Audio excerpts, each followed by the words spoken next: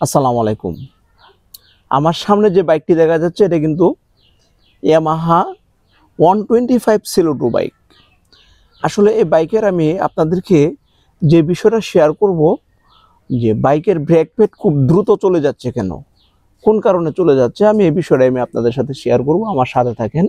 দেখেন, এটা কিন্তু বাইকের ব্রেক প্যাড এবং ডিস্ক।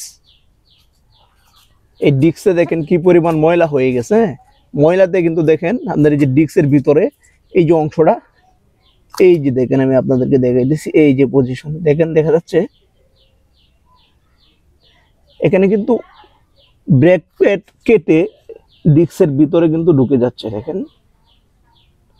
সো এটা কেন ঢুকে যাচ্ছে, বাট এটা আপনার আর আমার সমস্যার কারণে ঢুকে যাচ্ছে।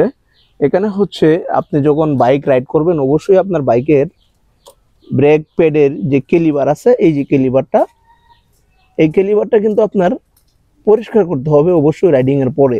আমি আপনাদেরকে ন্যাচারাল ভিডিও দিচ্ছি যেন আপনারা বুঝতে পারেন। সো আমি এটাকে ডিস্কটাকে পরিষ্কার করব, কিভাবে পরিষ্কার করবো এটা আমি আপনাদের সাথে শেয়ার করব।